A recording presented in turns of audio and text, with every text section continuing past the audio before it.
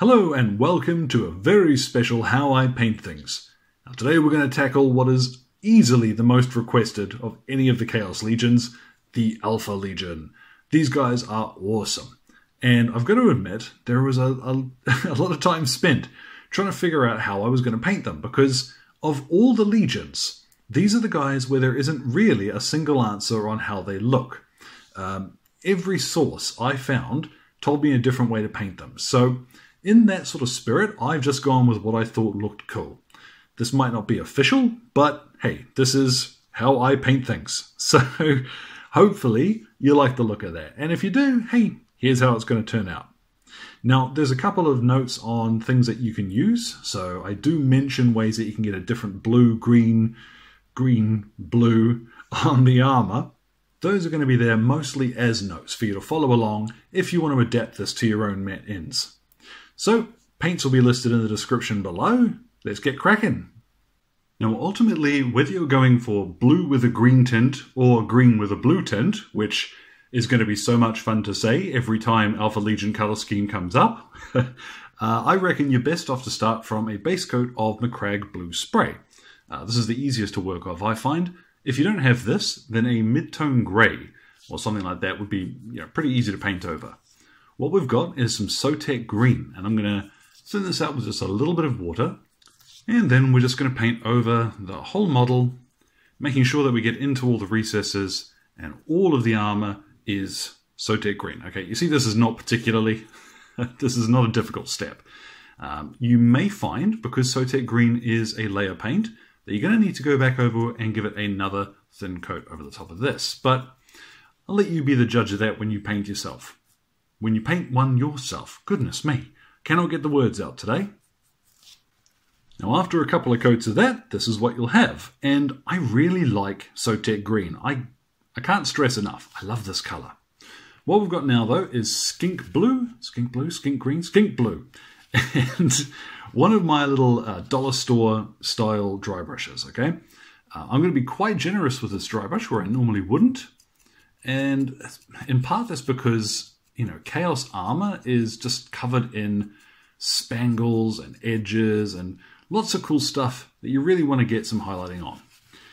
Now remember, we're not going to win Golden Demon with this, but that's not the point. We just want to get models on the table looking pretty cool. So go around now, spend a bit of time, and just lightly dry brushing, getting the Skink Blue over all of the armor areas. You'll see it picks out some of these details really nicely. Now after a couple of passes, this is what we've got. And as you can see, I have been a little more generous with it than I normally would. With my ordinary Marines, I tend to be quite focused towards edges and that. But in the case of the Chaos fellas in particular, I've just spent a little bit of time with very little paint on my brush here, building up a little bit of colour on the flatter areas.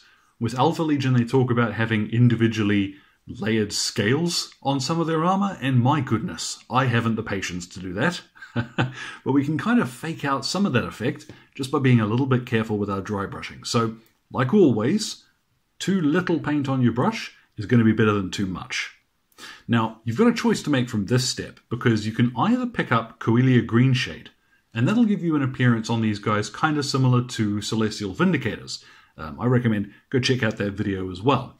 But I'm going to use Drakenhof Nightshade, because I want a little bit more blue tint to the armour now. We've used a fair bit of green, and even though Skink Blue says it's blue, I don't know about that. So grab your shade brush, I've given this a good shake, and let's just start jamming it all over the armour. Making sure you're getting into all the recesses. As you can see, not being particularly careful. And let's come back when we've done all of that, and then giving it about half an hour to dry. So with that shade dry, this is what we've got. And I really like the colour it turns out, eh? Like, I got to admit, this is a big plus for me. I love that appearance.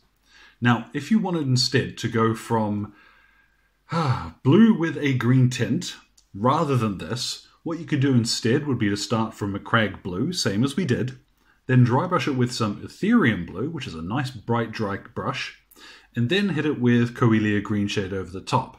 And that will instead give you blue with a green tint, where I've gone for green with a blue tint. Whew. Now, here comes the fun part. If there is a long, drawn-out part of this entire process, it's going to be this. I've got some lead belcher, just a little bit of water in my brush to make sure that it's nice and thin. And we're going to go over most of the details. So all of the trim, any metallic parts on his gun, for example, you can bat those in with silver now too. And the Alpha Legion, I was about to call him an Iron Warrior, goodness. The Alpha Legion tend to have a very narrow color palette. You know, most of the details are either silver or, you know, the same as the armor. So take your time, and I'm going to fill in most of these details in lead belcher. Then we'll come back and see what he looks like when all of that's done. Now that takes a while. If I'm totally honest, I have not figured out a quicker way to really get that sort of, you know, that effect on the armor, but it's worth it, I think. I'm really pleased with how that looks. What we're going to do before we shade that silver, though, is a couple of other colors. Now I've got here Stegodon Scale Green because I want a greenish tint to the clothing. Well, not clothing, but little scraps of cloth he's got on him. So for example, this tabard thing at the front here, you see it goes on nice and easy because we're working from a fairly similar color. But take your time, just fill in that bit there, any little bits they might have over shoulder pads or the like. And this will give you a really good, not quite black, you know, a little bit of color in it when we go ahead and shade it with the rest of the other stuff. And then just before we get to shading, I am going to fill in all the black areas too. So the casing on his bolter, for example, joints in his armor and stuff, anywhere that you want to be black, take your time now and just fill it in. Now one last little touch I'm going to go to before we shade is some Retributor armor, because any little areas that we want a bit of a brassy, grimy gold kind of look, just to break up some of that blue and silver with a complementary color, you can use that to add some tiny wee bits of interest here and there on the model. I'm not going to put very much of that at all, I don't think. Yeah, I'm done. It's up to you. You may find that some models are going to look better with a little bit more.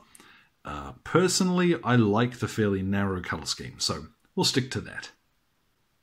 So now with a medium layer brush and some known oil, we're just going to shade in all of those silver areas that we've done. You may find that bigger areas you can, you know, switch up to a shade brush or something, but I do want a fair bit of control on where this goes.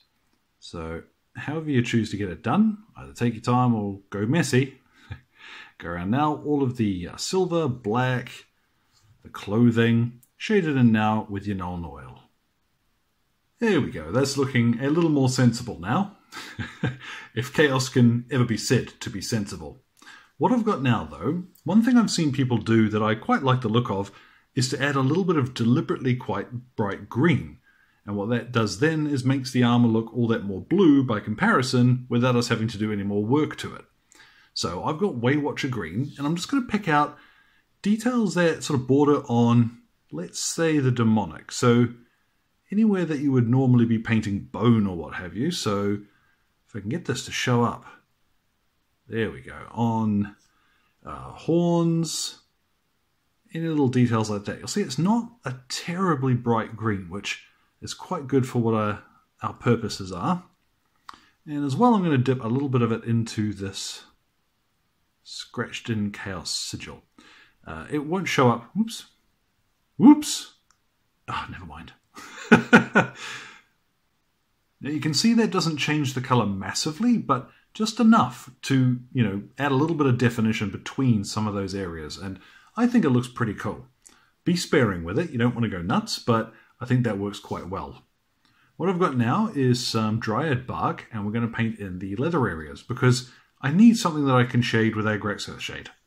What I'm going to do after that is get my Rakarth Flesh and some of these little strips of cloth, I guess they are. I'm going to paint those Rakarth Flesh as well. So we'll skip ahead to that when that's done. And then my Agrax Earthshade. Whew. Feeling better now. There we go. That's more like it. So now what we're going to do while that's drying is skip through and do some other highlights. Now I've got here some Thunderhawk, what is it, Thunderhawk Blue? Thunderhawk Grey? Thunderhawk Blue. And we're going to use this to highlight the not quite black. What I recommend is you don't need to use very much of this, just enough to pull out some of the edges. Then we'll use a little bit of iron breaker to highlight the steel. I don't think you want to use very much of this though, just a few areas where you want it to really catch that shine. Now you can also use that step to touch in any little buttons or anything, just to finish those bits off. I've got now some Gorthor brown, and we'll just highlight the edges of the leather.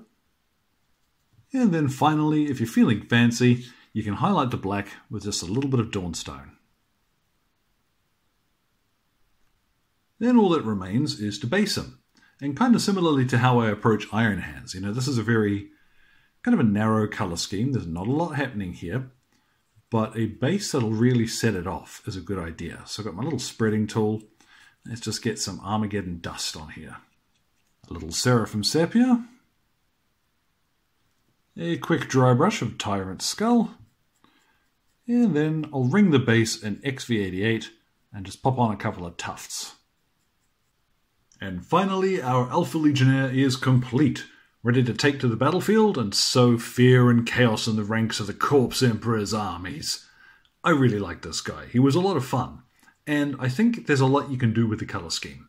You might decide that you like more yellow, for example. You could do something different with this cloth, but I like a really tight, deliberately, very sort of samey colour scheme because I think it fits that dark, infiltrator, real grim sort of appearance that the Alpha Legion are normally said to have. So your mileage may vary, but I like how this guy came out.